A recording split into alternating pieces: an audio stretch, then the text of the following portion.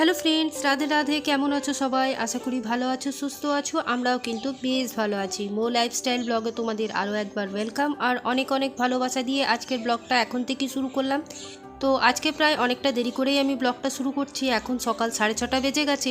কাল রাত্রে একটু বাইরে গেছিলাম, তার জন্য দেরি করে আসা হয়েছিল বলে, আর ঘুমটাও বেশ হয়েছিল।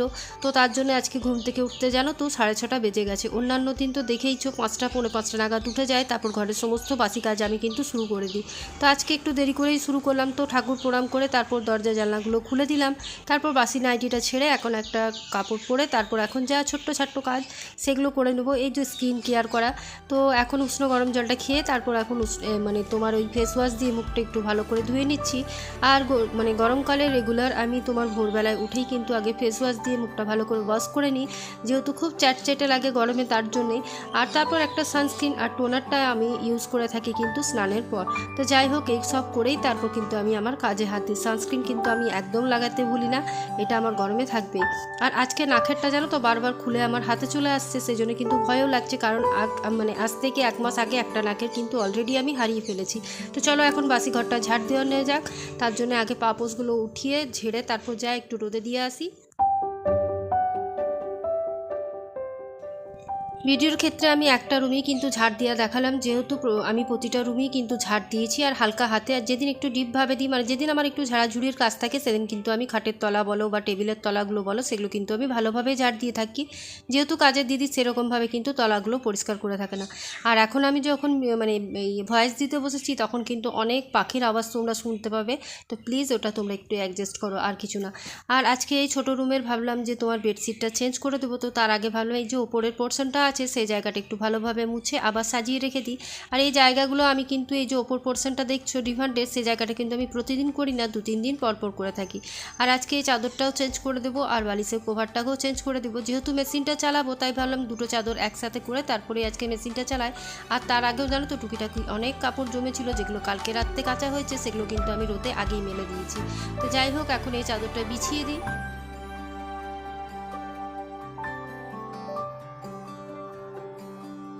কথাতেই আছে, পরিস্থিতি আমাদের যেমনই হোক, সেই পরিস্থিতিকে আমরা যদি মেনে নিতে পারি তাহলেই কিন্তু আমরা জীবনে সুখী হতে পারি, তাই না?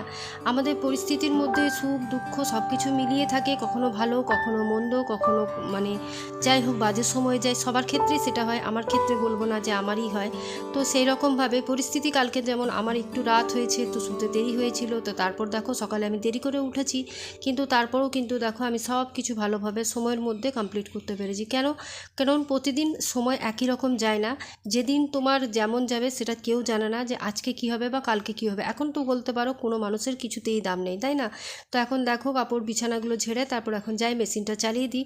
যতক্ষণে আমি এদিকে তোমার ডাস্টিংয়ের কাজগুলো করব, ততক্ষণ কিন্তু আমার কাপড় কাচাগুলো হয়ে যাবে। আর তারপর এখন বেশ ভালো রোদ দিয়েছে জানো তো, তো রোদে মেলে দিলে ঘন্টা খানিকের মধ্যেই শুকিয়ে যাবে। আর আজকে যা রোদ দিয়েছে আর যা গরম তো বলারই নেই। আমি তো একদম তোমার মানে ঘন্টায় ঘন্টায় মানে বোতল বোতল জল খাচ্ছিলাম। আর আজকে সেরকম কিন্তু আমি কিছু ব্রেকফাস্টও করিনি। ছেলের জন্য তোমাদের দাদা ভাইয়ের জন্য পরোটা তরকারি করে দিয়েছিলাম, আর আমি কিন্তু সিম্পল ছাতুর শরবত খেয়েছিলাম। আর এখন এইদিকে দেখো এই টুকিটাকি যা ডাস্টিং থাকে জানলা দরজা, যেদিন যেটা আমার মন হয় সেদিন আমি সেটা করি। প্রতিদিন বলবো না যে দরজা জানলা আমি পরিষ্কার করে থাকি। আমার যদি আজকে মনে হয় যে দরজাটা ধুলো ধুলো লাগছে, তো আমি দরজাটা পরিষ্কার করি। যদি মনে হয় যে জিনিসপত্রগুলো ধুলো ধুলো লাগছে, তো সেগুলোকে করি। আর যেদিন আমি ভাবি যে ডিপভাবে ক্লিনিং করব, সেদিন আমি রাত্রের থেকে কিন্তু মাথায় একটা প্ল্যান করে নিই যে আমাকে আজকে এগুলো কিন্তু পরিষ্কার করতে হবে। তো যাই হোক, তো এখন দেখো এইদিকে মেশিনটাকেও ভালোভাবে পরিষ্কার করে নিলাম। আর এদিকে দেখছি হট করে যে তোমার ইয়ের মধ্যে ফিল্টারের মধ্যে জল নেই। তো যাই হোক, এখন ফিল্টারে 2 বোতল জলটা ঢেলে তারপর ফ্রিজের মধ্যে, গরমে কিন্তু আর এই গরম জলগুলো খাওয়া যাচ্ছে না, তাই ফ্রিজের মধ্যে এখন বোতলগুলো ভরে রেখে দিই।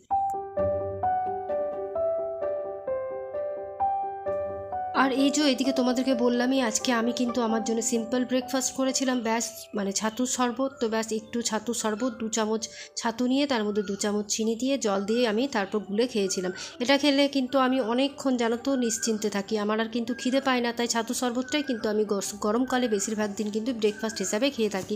তোমরা দেখবে যে আমার পুরনো ভিডিওতে আমি কিন্তু শীতকালে বেশি কিন্তু ম্যাগিটা খেয়ে থাকি, আর গরমকালে এলে কিন্তু ছাতুর শরবত। ম্যাগিটা যদিও আমার খাওয়া বারণ, তবুও কিন্তু কী করবো বলো খেতে ভীষণ ভালো লাগে, তাই মাঝে মাঝে খেয়েই ফেলি। আর এদিকে মোচাটা আজকে ছাড়িয়ে রেখে দিচ্ছি, দেখলাম অনেকটাই সময় আছে, এখন সবে তোমার 8:30 পৌনে 9টার মতন বাজে। তো আজকে যদি মোচাটা ছাড়িয়ে রেখে দিই তো কালকে কিন্তু আমি এই মোচাটা তরকারি করতে পারবো। আর আজকে মোচাটা ভেবেছিলাম করব, তো করলাম না এই কারণে, কারণ সকালে আমি বাঁধাকপি তরকারি করেছি, সেই বাঁধাকপিটা আছে। আর এদিকে এক দাদাভাই আমাকে কুমড়ো ডাঁটা দিয়ে গেছে, তো কুমড়ো ডাঁটা পোস্তই করব সর্ষে পোস্ত দিয়ে। তো তার জন্যই ভাবলাম আজকে আর তোমার মোচাটা করব না। আর এদিকে কুমড়ো ফুলের বড়াও করব, আর ডাল করেছিলাম মুগ ডাল। তো ব্যাস তার জন্য আর করতে ইচ্ছে করলো না। আর এদিকে দেখো মেশিনে ওই পোস্ত আর ইয়েটা তোমার বেটে নিই। আর এই মিক্সির আমার এই যে বাটিটা দেখছো না, এটা আজ কদিন ধরে ভীষণ বাজে আওয়াজ করছে, তো তার জন্য এটাও চেঞ্জ করতে হবে। আর মিক্সি তো তোমাদেরকে বলেইছি আমার দুটো আছে, দুটোর মধ্যে দুটোই কিন্তু একদম লড়বড় হয়ে গেছে, কিছুই হচ্ছে না, দুটোরই বাটি নষ্ট হয়ে গেছে। তো যাই হোক, এখন একটা অনলাইনে ভাবছি বা দোকান থেকে যেখান থেকেই হোক একটা মিক্সির বাটি আমাকে নিয়ে আসতেই হবে, কারণ আমার তো শিল নোড়া নেই, আর এই মিক্সির ভরসাতেই কিন্তু আমার সমস্ত কাজ।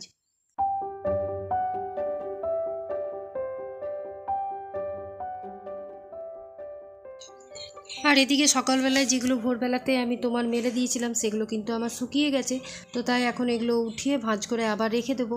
আর এদিকে রান্নাগুলো টুকটুক করে হচ্ছে, আর রান্নার মাঝখানে তো বসে থাকার দরকার পড়ে না, তাই রান্না যতটা হবে হোক, আর আমি এদিকে আমার যে ছোটোখাটো কাজগুলো আছে সেগুলো সেরে নিচ্ছি। তো এখন দেখো ওগুলো উঠিয়ে নিয়ে এসে পর আর ফেলে রাখলাম না, এগুলো যদি জমা রেখে দিই না, জমা রাখতে রাখতে চেয়ারের মধ্যে আস্তে আস্তে কিন্তু পাহাড় সমান জামা কাপড় জমে থাকবে, তারপর আমাকে রাত্রে বসে বসে এগুলো ভাঁজ করতে হবে।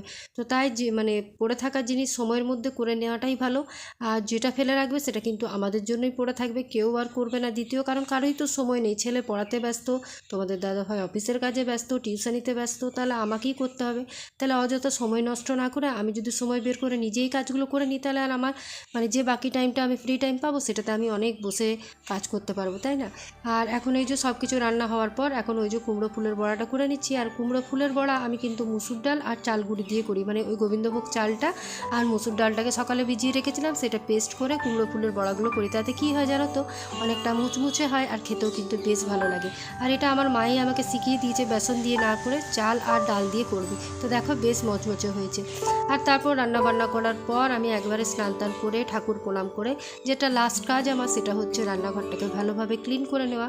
তো ব্যাস রান্নাঘরটাকে এখন আমি ভালোভাবে ক্লিন করে নিচ্ছি। তারপর 1টা 1:30 নাগাদ ছেলে স্নান টান করুক, ঠাকুর প্রণাম, ও মন্দিরে পুজো করে, তো পুজো টুজো করে আসবে, তারপর আমরা মা ছেলে খাওয়া, তারপর একটা ভাত ঘুম দেওয়া, আর কিছু না।